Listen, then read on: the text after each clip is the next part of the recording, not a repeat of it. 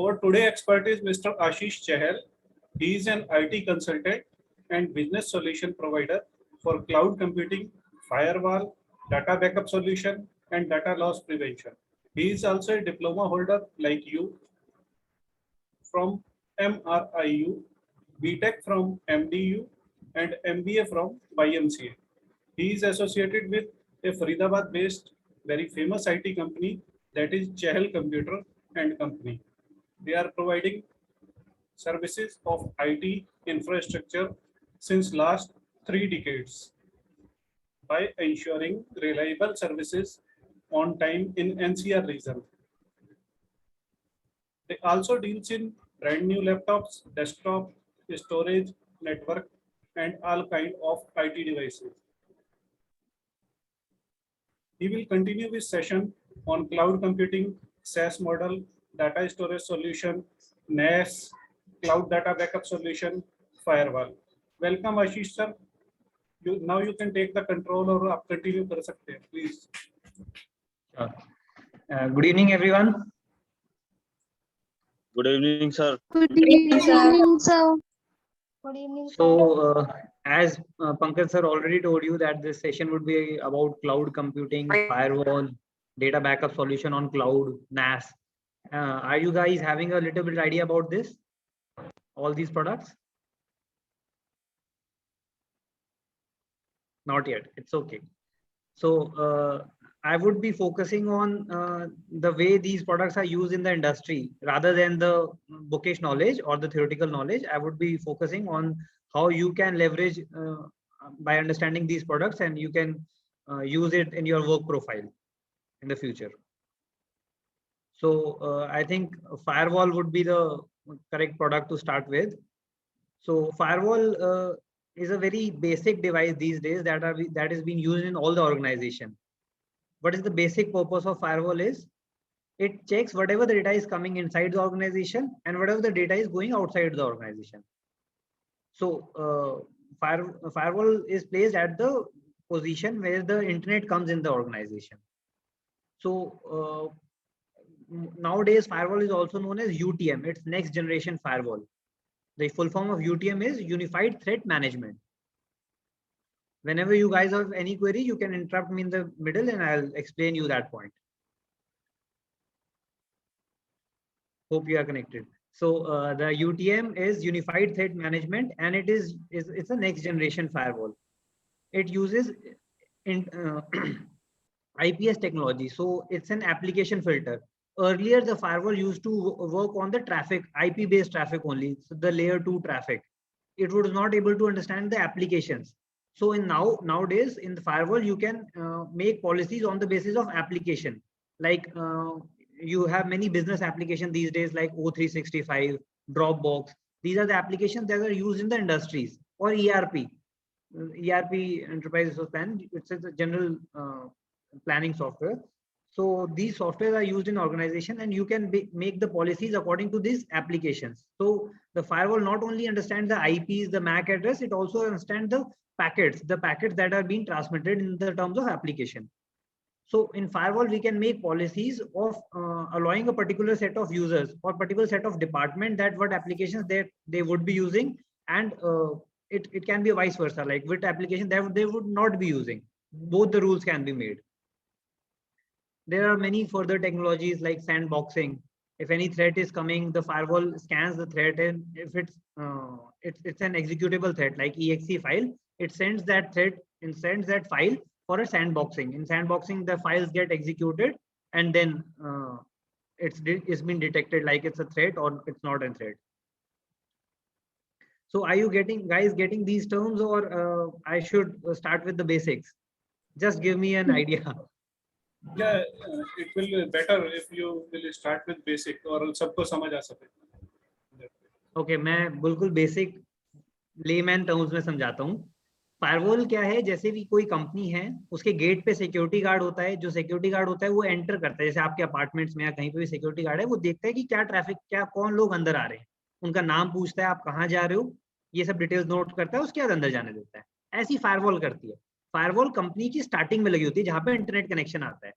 वहां पे वो चेक करता है कि क्या ट्रैफिक अंदर से बाहर जा रहा है और क्या ट्रैफिक बाहर से अंदर जा रहा है। जो बाहर से अंदर जा रहा होता है, अंदर बहुत सारे यूजर होते हैं, जैसे एक ऑर्गेनाइजेशन में 1000 यूजर भी हो सकते हैं, 10,000 यूजर भी हो सकते हैं। तो वो उसके बेसिस पे डिवाइड करता है कि ये ट्रैफिक कहाँ किस यूजर के पास जा रहा है और उसके लॉग्स बनाता है। In the end of the day you can download those logs. उसमें सारा कुछ मेंशन होता है कि किस यूजर ने किस तरीके की वेबसाइट्स पे सर्व किया, किस तरीके का काम किया, हाउ प्रोडक्टिव इट वाज। तो बहुत सारी चीजों में काम आता है वो। लोड बैलेंसिंग एक बहुत बेसिक फीचर होता है जो फायरवॉल का इंडस्ट्रीज यूज करती है। जैसे आपके घरों में एक इंटरनेट कनेक्शन होता है जनरल, तो कंपनीज में ऐसा नहीं होता। कंपनीज में रिडंडेंसी होती है, 2 या 3 इंटरनेट कनेक्शन होते हैं बेसिकली। तो उसमें लोड बैलेंसिंग करी जा सकती है फायरवॉल में कि 50% ट्रैफिक एक आईएसपी के जाए, इंटरनेट सर्विस प्रोवाइडर्स के जाए, 50% ट्रैफिक दूसरे के पास जाए। इसको चेंज भी किया जा सकता है कि पर्टिकुलर एप्लीकेशन बेस्ड किया जा सकता है। अगर कोई यूजर बिजनेस एप्लीकेशन चला रहा है, जैसे कि O365 मेलिंग से रिलेटेड डेटा कुछ ऐसा काम कर रहा है, तो वो एक पर्टिकुलर आईएसपी के थ्रू जाए, जैसे कि एयरटेल है, टाटा है, जियो है दीज डेज, तो इनके थ्रू जाए। या दूसरा, और अगर इसके अलावा कोई एप्लीकेशन है जैसे कि एंटरटेनमेंट एप्लीकेशन यूट्यूब है या कोई सोशल मीडिया प्लेटफॉर्म है, तो वो दूसरे आईएसपी के थ्रू जाए। तो एप्लीकेशन बेस्ड हम डिफरेंशिएट भी कर सकते हैं और जनरल लोड बैलेंसिंग भी कर सकते हैं 50-50। तो इन सब चीजों की कॉन्फ़िगरेशन जो होती है ये वन टाइम कोई भी सर्विस प्रोवाइडर को करनी होती है। इसके बाद सिर्फ ये वन टाइम कॉन्फ़िगरेशन नहीं होती है, इसको रेगुलर बेस पे मैनेज भी करना होता है कि क्या लॉग्स जनरेट किए। फायरवॉल ने जो इनपुट्स दिए कि जो यूजर्स ये साइट सर्व कर रहे हैं और इन साइट्स पे मेलिशियस ट्रैफिक हो सकता है। मेलिशियस मतलब कि कुछ भी ऐसा ट्रैफिक जो आपको हार्म कर सके ऑर्गेनाइजेशन को। जो वायरसेस हैं, वो एक पर्टिकुलर यूजर ने किसी वेबसाइट पे गया, वहां से वायरस आया, फिर वो पूरे नेटवर्क में स्प्रेड हो जाता है वायरस। क्योंकि virus is not a virus और मालवेयर आजकल दो चीजें होती हैं बेसिकली। सिंपल वायरस नहीं रहे कि एक कंप्यूटर में आ गया उसको इफेक्ट कर दिया।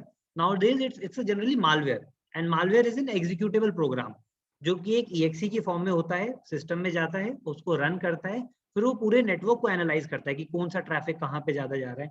जहाँ पे ज्यादा ट्रैफिक जाता है जनरली वो सर्वर्स होते हैं ऑर्गेनाइजेशन के, फिर उस सर्वर्स को वो हिट करता है। उन सर्वर्स पे वो स्पेसिफिक टारगेटेड अटैक करता है। टारगेटेड अटैक क्या होता है, जैसे उस सर्वर को इनक्रिप्ट कर देगा, इनक्रिप्ट उसके बाद आप उस सर्वर का डेटा एक्सेस नहीं कर पाएंगे।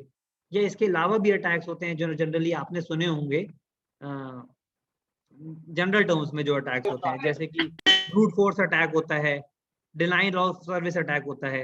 अगर इसका कुछ आइडिया हो तो ब्रूट फोर्स अटैक में क्या होता है, एक छोटा सा EXE होती है, it's not a very big program, वो छोटी सी EXE रन होती है, उसके बाद वो पासवर्ड्स का ट्राई करती है। जैसे कि सर्वर पे आपने पासवर्ड लगा रखा है, तो वो लाखों की फॉर्म में पासवर्ड हिट एंड ट्राई करेगी। तो इनमें से कोई भी अगर अप्रोप्रिएट उस पर लग जाए तो then the person who have attacked have send the code, तो it would be he would be getting your password.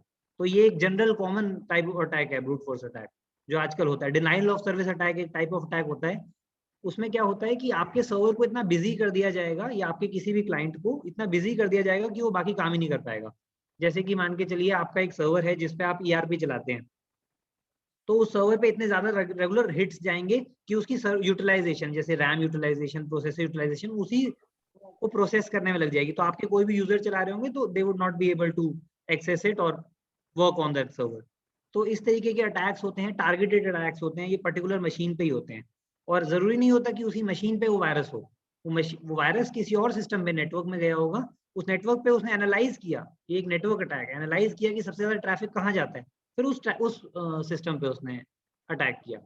तो अब वो वाला जमाना चला गया जो एक पर्टिकुलर एंटीवायरस से सिर्फ काम हो जाता था। Nowadays we need different things to manage all these security threats. Hope everything is clear till now. कोई क्वेरीज हो तो मेरे से साथ साथ पूछ Yes. लेना। Is there any Great. Query? अभी तक किसी का कोई सवाल है? फायरवॉल बता दिया है, UTM बता दिया है, कुछ brute force attack. Sir, which firewall is the best firewall against security attacks? मैं इसका आंसर नहीं देना चाहूंगा। मैं चाहूंगा कि आप इस पर थोड़ा सा खुद रिसर्च करो ताकि आपको फ्यूचर के लिए पता चल जाए कि कैसे एनालाइज किया जाता है। देखो फायरवॉल में बहुत सारी And sir, कंपनीज है how? जैसे कि सोफोज है, FortiGate है, they are the market leaders जो फायरवॉल में काम करते हैं। तो we deal in all these products. Secondly आप कैसे एनालाइज कर सकते हो, अब all of you guys are from IT background, तो एक गार्टनर है, Gartner is also an IT consultant. तो it's a US based organisation जो हर एक प्रोडक्ट को एनालाइज करती है, उसके बेसिस पे अपने हर साल में एक रिपोर्ट निकालती है जिसमें क्वाड्रेंट होते हैं, लीडर्स क्वाड्रेंट, चैलेंजर्स क्वाड्रेंट। आप एक बार उसकी गार्टनर की वेबसाइट पे जाके रिपोर्ट देखोगे तो उसमें पैरामीटर्स भी डिफाइंड होते हैं कि किस बेसिस पे उसने अच्छा बताया। तो अगर आप जनरल टर्म्स में पूछना चाहो तो मैं आपको बता दूंगा 48 अच्छा है, सोफोस अच्छा है। बट अगर आप खुद उसके बारे में पढ़ना चाहो तो सोफोस, ये जो गार्टनर है, सिर्फ फायरवॉल पे काम नहीं करता है, it works on different things. और भी पैरामीटर्स है, जैसे कि क्लाउड के पैरामीटर्स पे भी काम करता है। आईटी में बेसिकली हर एक तरीके के पैरामीटर्स पे वो काम करता है। तो आप एक बार गार्टनर की साइट विजिट करना, I suggest all you guys to, आप उस पर विजिट करके उसकी रिपोर्ट पढ़ो, तो it would be beneficial for you, ताकि आप सिर्फ फायरवॉल ही नहीं बाकी प्रोडक्ट भी एनालाइज कर पाओ, समझ पाओ कि किस बेसिस पे ये कंपैरिजन होता है और किस बेसिस पे डिसाइड होता है कि which product is better. Sir, I have a Sir, question. Yeah. and How many types of IP firewalls address are does a there? firewall have?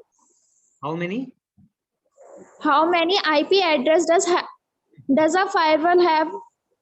So firewall, One or two? no, it's totally depend on the person who have configured the firewall.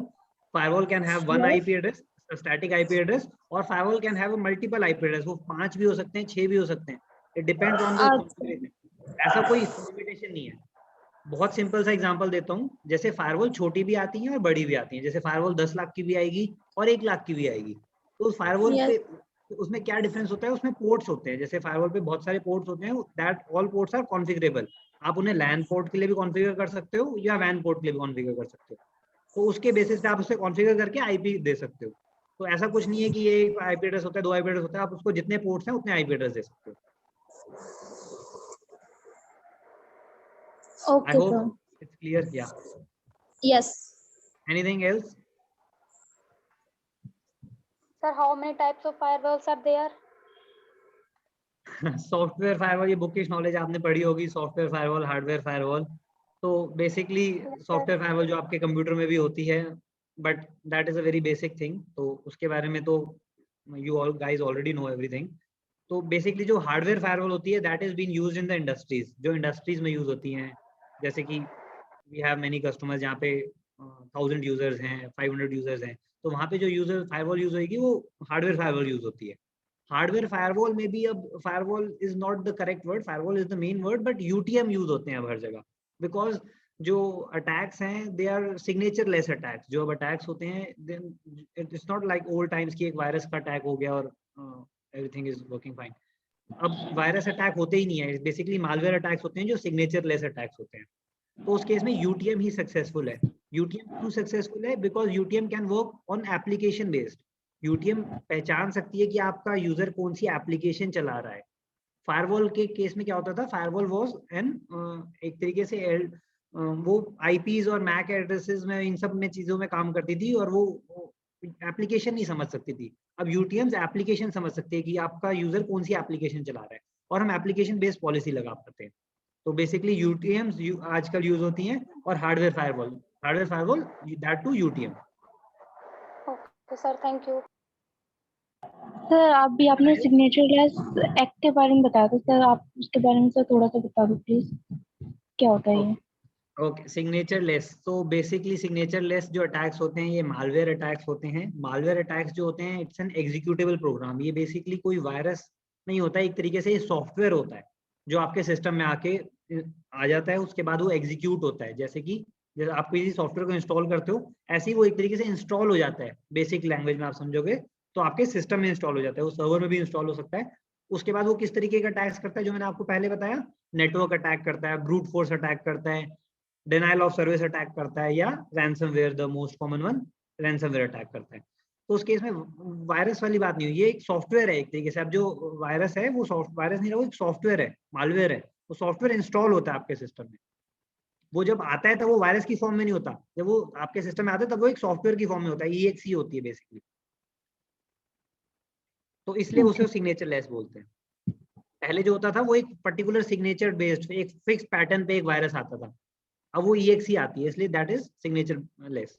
वो किसी भी form में convert की जा सकती है।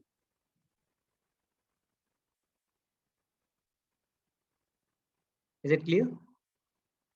Yes sir. Okay, so I hope the broader firewall is clear. अगर इससे भी ज़्यादा किसी का कोई specific interest है, anyone have a particular interest on firewall, तो we have many deployments of firewall, मतलब डिप्लॉयमेंट्स मीन हमने बहुत सारे कस्टमर्स के पास फायरवॉल लगा रखी है और ये रेगुलर बेस्ड एक्टिविटी है जो लगती रहती है फायरवॉल्स।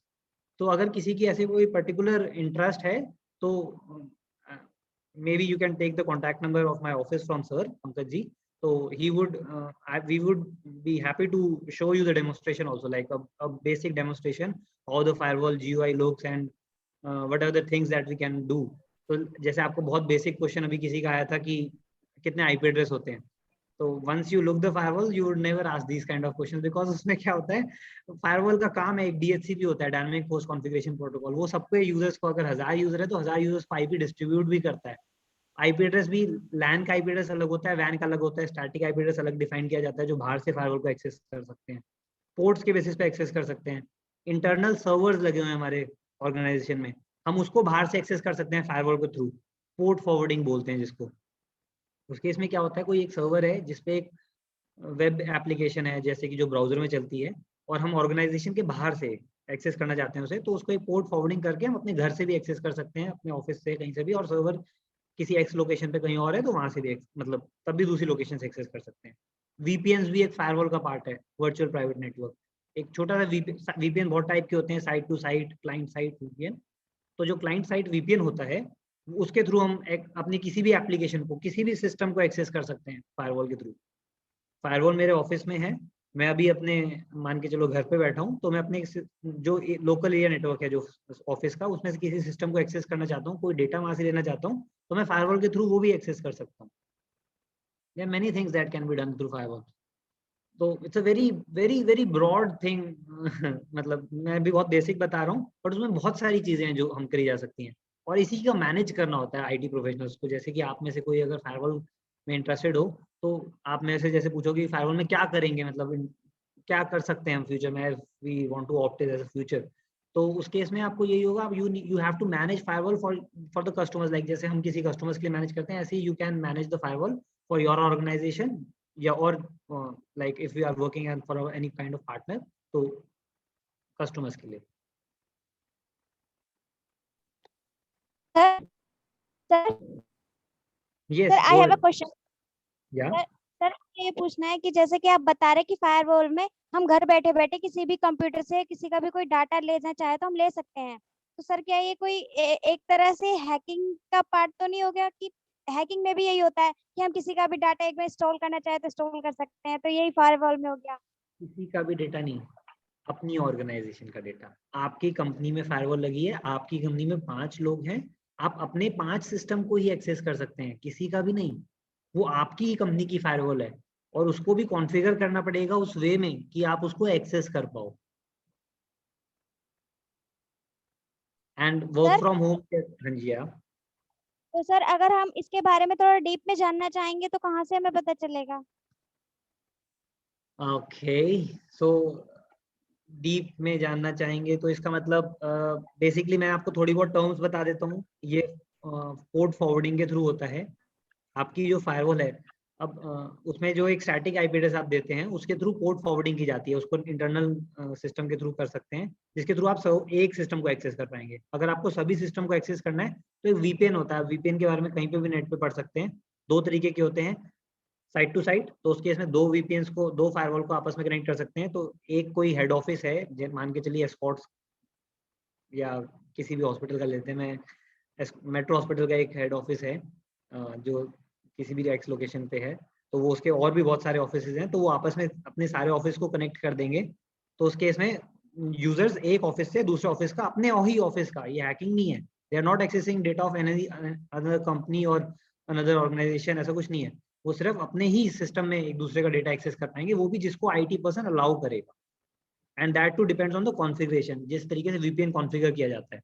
अब वीपीएन ऐसे भी कॉन्फ़िगर किया जा सकता है कि आप जैसे डिपार्टमेंट हेड हो अपनी कंपनी, किसी कंपनी में एक डिपार्टमेंट हेड हो, मान के चलो आप परचेज डिपार्टमेंट में हो, आपके सबऑर्डिनेट 4 लोग हैं, तो आप उन 4 लोगों का ही डेटा एक्सेस कर पाओगे। ऐसा नहीं है कि आप दूसरे डिपार्टमेंट फाइनेंस या एचआर का भी डेटा एक्सेस कर पाओगे। तो ये सब कॉन्फ़िगरेशन होती है। आप साइट टू साइट वीपीएन के बारे में और रिमोट साइट वीपीएन के बारे में पढ़ेंगे तो आपको क्लियर हो जाएगा। और डीप में जाना चाहते हैं तो किसी भी फायरवॉल की कंपनी की वेबसाइट खोल लीजिए, सोफोस या 48 मैंने आपको बताया, उसके बारे में भी आप उस पर जाके पढ़ेंगे तो it would be very clear to you. YouTube पे भी दोनों कंपनीज ने अपने चैनल बना रखे हैं जिसपे कंप्लीट वीडियो डाल रखी है जिसमें वो दिखाते भी हैं कि कैसे कॉन्फ़िगर किया जाता है. You can study that also. So every learning these days is very easy. It's just you have to think about it. I think we can move further on next topic. Okay. काफी Firewall सारे सवाल बड़ा लंबा हो गया. काफी सारे सवाल हो गए. Great. तो secondly, I think छोटा टॉपिक क्लाउड कवर कर लेते हैं पहले. Cloud computing. So cloud computing is a very basic term. Everybody is using it day in and day out. आप सभी के पास फोन है, सभी वन ड्राइव यूज करते हैं, गूगल ड्राइव यूज करते हैं बेसिकली आप लोग. तो गूगल ड्राइव में भी क्या होता है कि आप अपना डेटा रख सकते हैं. तो it's a kind of service जो एक SaaS बेस्ड सर्विस है. अब ये होगी कंज्यूमर सर्विस जो एक जनरल कंज्यूमर यूज करता है. ऐसे ही इंडस्ट्रीज में भी बहुत सारे SaaS एप्लीकेशन यूज होती हैं. जो एप्लीकेशंस होती हैं इन टर्म्स ऑफ मेलिंग, जैसे O365 है, जैसे कि गूगल G Suite है.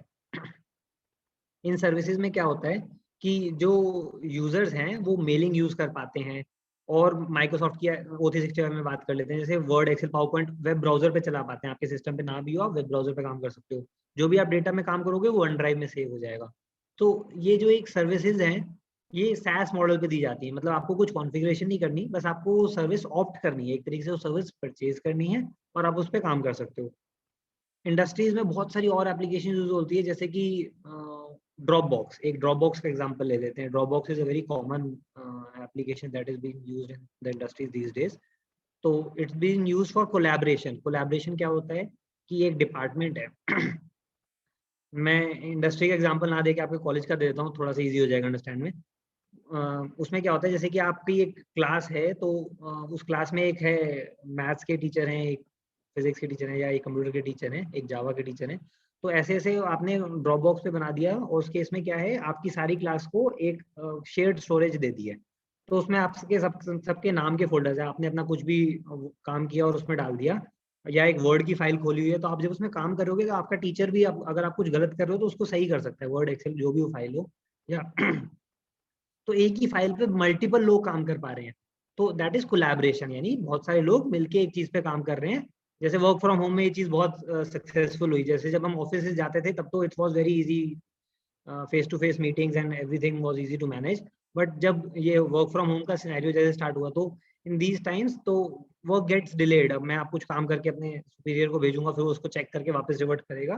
तो it's a very long process. उस केस में क्या होता है कि एक ही शीट पे आपका सुपीरियर भी देख पा रहा है, आप भी देख पा रहे हो, या आपका सबऑर्डिनेट भी देख पा रहा है. 3-3 लोग एक ही शीट पे काम कर रहे हैं. एंड ऐसा नहीं है जरूरी उस टाइम पे होना ही पड़ेगा.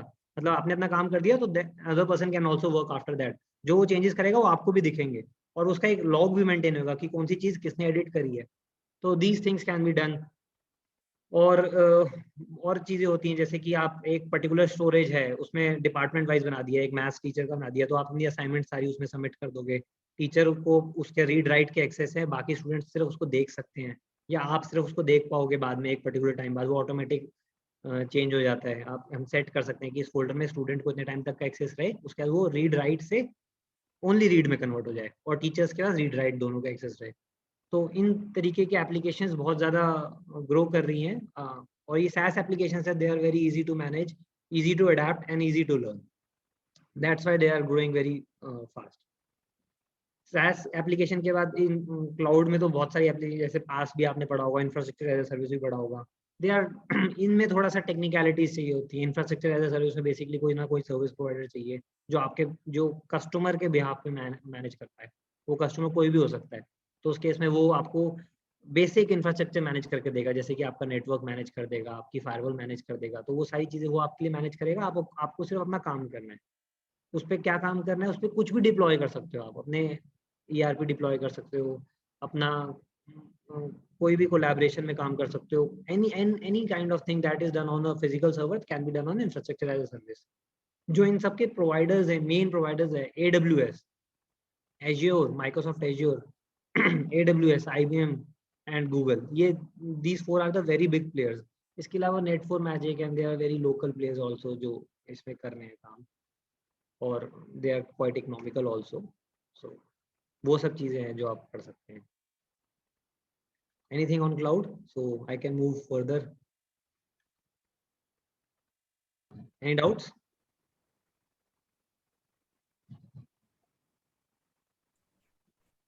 Am I audible? Any doubts? Yes, No, sir. No, sir. No doubt. Okay, so two topics are left. One is data storage solution NAS. So data storage solution NAS is a, like you all guys have a rough idea about the server. Servers are basically for running applications. So NAS is for network attached storage and it's for storing data. So data, multiple kind of data can be stored in it. So one is a form of backup of all users. LAN तो सबको पता ही है, local area network होता है. उसमें एक organisation में local area network में मान के चलिए 100 लोग बैठे हैं, तो उन 100 लोगों का बैकअप भी बहुत इंपॉर्टेंट है कि ताकि किसी की हार्ड डिस्क क्रैश होए, किसी का सिस्टम क्रैश होए या कोई इंटेंशनली अपना डेटा डिलीट कर दे, ऑर्गेनाइजेशन छोड़ रहा है किसी भी रीजन से, तो उस केस में backup is very very important. तो NAS में क्या होता है, हम एक शेड्यूल्ड इंक्रीमेंटल बैकअप डाल सकते हैं. सारे यूजर्स का ऑटोमेटिकली यूजर अपना काम करता रहेगा, उसका डेटा बैकअप दिन में किसी भी एक टाइम हम शेड्यूल कर सकते हैं, उस टाइम पे ऑटोमेटिकली चला जाएगा. That two is an incremental backup.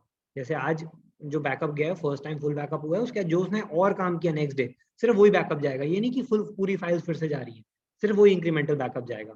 Future में वो कभी भी रिस्टोर कर सकता है, अगर उसके सिस्टम पे वायरस अटैक आ जाए, उस सिस्टम की हार्ड डिस्क खराब हो जाए, एनीथिंग, तो वो रिस्टोर भी कर सकता है उस NAS के थ्रू. फाइल सर्वर के फॉर्म में भी यूज किया जाता है NAS को. NAS में रिस्ट्रिक्शंस लगा सकते हैं कि एक डिपार्टमेंट वाइज हमने रिस्ट्रिक्शन लगा दी कि जो डिपार्टमेंट हेड हैं उन्हें पूरा HODs, जैसे आपके कॉलेज का एग्जांपल ले लेते हैं, तो HODs हैं तो they would be having the complete access of that folder of their department. जैसे कि कंप्यूटर साइंस के HOD क्या उनका एक्सेस है, मैकेनिकल के HOD क्या उनका एक्सेस है. उसके बाद HOD के अंदर अलग अलग क्लासेस भी होती हैं, तो उस क्लास मॉनिटर, क्लास जो हेड है, टीचर है, उनका एक्सेस उस पर्टिकुलर फोल्डर के पास है. उसके बाद वो स्टूडेंट्स है, स्टूडेंट क्या सिर्फ उनका एक्सेस है. तो ये सब एक NAS पे किया जा सकता है, जिससे वो बहुत प्रोडक्टिव हो जाता है. एक सेंट्रलाइज्ड भी हो जाता है और एक ही जगह पे आपका डेटा रहता है. इस NAS का वन टाइम बैकअप और भी हो सकता है. एक तो फिजिकली आपके पास है ही, एक अगर आपकी दूसरी लोकेशन है, कोई और मल्टी लोकेशन ऑफिस है, मल्टी लोकेशन कॉलेज है, तो दूसरी लोकेशन पे NAS पे रेप्लीकेट हो जाएगा डेटा. यहाँ का डेटा सारा वहाँ चला जाएगा, वहाँ का डेटा सारा यहाँ पे भी लाया जा सकता है. सेकेंड ऑप्शन क्या होता है, क्लाउड पे. इसका एक सारे यूजर्स का बैकअप तो जा ही रहा है उसमें स्टोरेज में, इसका एक डेटा क्लाउड पे भी इसका एक बैकअप क्लाउड पे भी रह सकता है. If any case the NAS device fails और any hard disk fail on that particular NAS, तो वो क्लाउड पे होता है. हालांकि वो जो NAS होती है वो that is also it's a very quite rugged product. उसमें मल्टीपल पावर सप्लाईज होती हैं सर्वर की तरह, अगर एक फेल होगी तो दूसरे के थ्रू चलेगा. रेड कॉन्फ़िगर्ड होता है, रेड में अगर कोई भी एक हार्ड डिस्क फेल होती है तो ऑटोमेटिकली दूसरे में सारा कुछ इट्स ऑलरेडी मैनेज्ड. तो ये पर्टिकुलर एक बेसिक NAS का हो गया. जो क्लाउड डेटा बैकअप सॉल्यूशन है, that is also kind of SaaS model. तो it is a SaaS product, क्योंकि इसमें क्या होता है, क्लाउड सर्विसेज का एक सब्सक्रिप्शन मॉडल है क्लाउड डेटा बैकअप मॉडल भी. इसमें क्या होता है कि एक पर्टिकुलर यूजर को, जो एक मान के चलो इंडिविजुअल यूजर्स हैं, अगर वो भी चाहते हैं कि मेरे लैपटॉप का, मेरे डेस्कटॉप का रोज बैकअप हो, तो वो बैकअप होके एवरी टाइम जब भी वो सिस्टम ऑन करेंगे वो बैकअप होएगा, वो क्लाउड पे जाएगा. कभी भी सिस्टम क्रैश होता है तो they can restore everything. Secondly, अगर आप रिस्टोर करना चाहते हो कि नहीं मेरे सिस्टम में 5 दिन पहले कोई डेटा डिलीट होगा, मुझे अब पता चला है, आप एक हफ्ता पहले का रिस्टोर करना चाहते हो तो आप वो भी रिस्टोर कर सकते हो. तो वो फाइल डिलीट हुए 5 दिन हो चुके हैं, बट आप एक हफ्ता पहले भी रिस्टोर कर सकते हो. ऐसे पॉलिसी सेट करनी होती है कि कब तक डेटा रिटेंशन पॉलिसी बोलते हैं इसे, कब तक पुराना डेटा रिस्टोर रहे. These things can be done. Any queries on this? No, sir. No queries. So no queries मतलब समझ नहीं आया या समझ बहुत अच्छे से आ गया? दो ही चीजें होती है. सर समझ बहुत अच्छे से आ गया. Great, that is great. तो इन सब पर जो चीजें मैंने बताई है, these products that are the products that we deal in day in day out, मतलब for our customers. So we have many set of customers जो health care से लेके manufacturing से लेके hospitality से लेके every segment of customers we deal in. So we provide all these solutions to our these kind of customers. तो अगर कुछ और particular इसमें आप समझना चाहते हैं, या you can anytime get in touch with us. Obviously I told earlier also. और इसके अलावा anyone is interested in कि ठीक है, we want to work with you want to work with us, तो you can also work with us.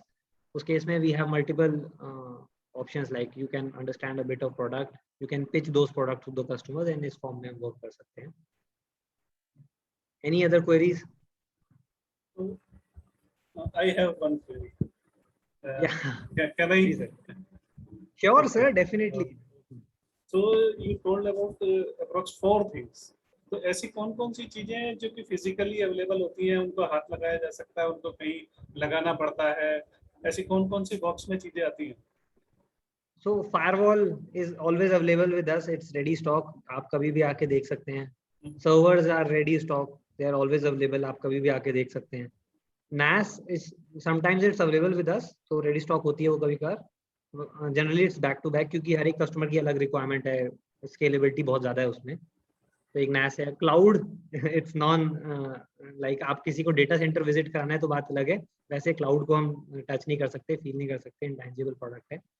तो data centres भी अगर ठीक है, if anyone is very interested और कोई हमें भी ऐसा फील होता है तो we can plan a data centre visit और आल्सो फ्यूचर में कभी भी अगर कोई हमें ऐसा फील होता है कि बहुत अच्छे से इंटरेस्टेड है तो.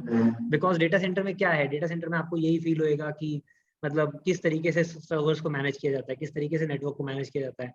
Everything is taken care of very rigorously. इन सब चीजों को अगर मेरे को कॉन्फ़िगर करना है तो मेरे पास कम से कम लैपटॉप किस कॉन्फ़िगरेशन का होना चाहिए, कैसा होना चाहिए, कौन कौन से मॉडल के आते हैं? इन बेसिक टर्म लैपटॉप कौन कौन से होते हैं कि मतलब एक इंजीनियर को चाहिए, एक यूजर को चाहिए?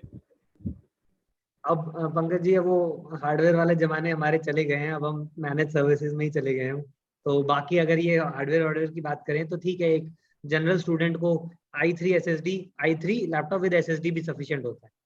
बाकी तो यूजर रिक्वायरमेंट के ऊपर है. SSD आजकल मस्ट हो गया क्योंकि विंडो 10 इतना डिस्क इंटेंसिव एप्लीकेशन है.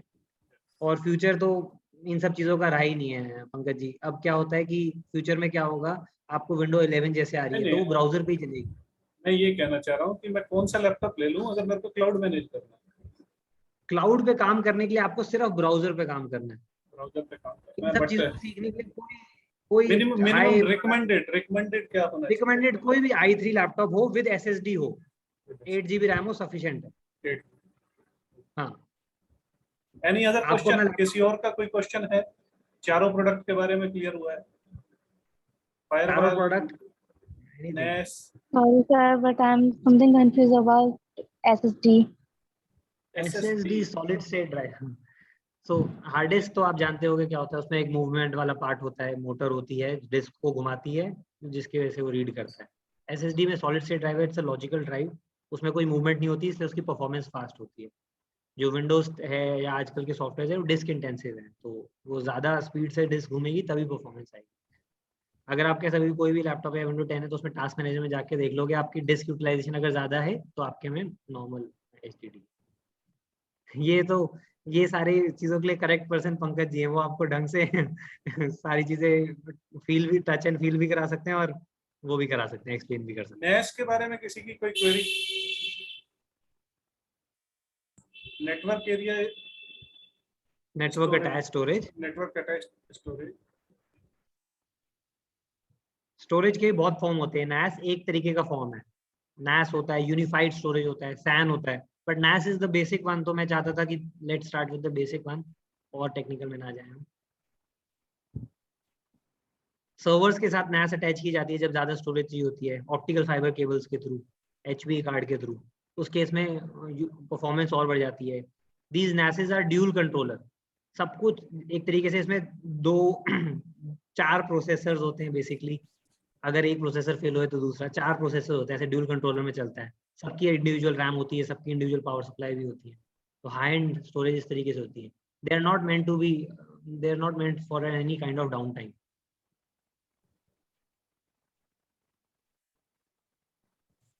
To learn about all these things, diploma के साथ साथ ये लोग क्या कर सकते हैं?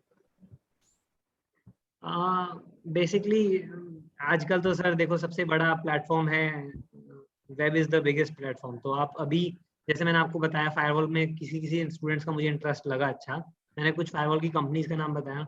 It's very very easy to learn. आप इन वेबसाइट ये सोफोस या 48 को यूट्यूब पे डालिए, इनका ऑफिशियल चैनल है, उसको सब्सक्राइब कर लो और उस पर इतनी वीडियोज हैं, आप एक एक स्टेप सीख सकते हो. इट्स जस्ट दैट आपका इंटरेस्ट होना चाहिए.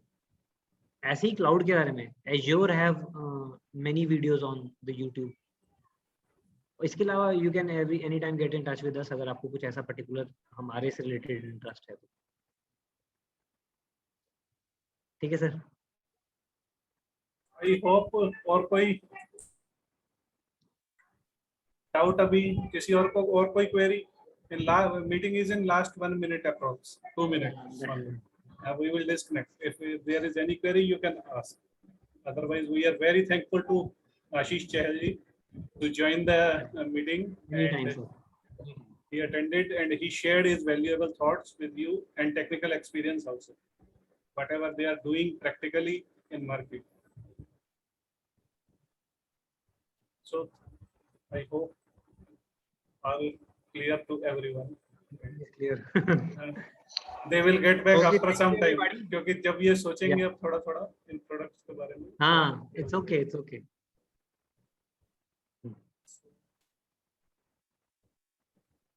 Thank you Ashish ji. Okay, sir. Thank you very much. Thank you for joining today. Thank you, sir. Thank you.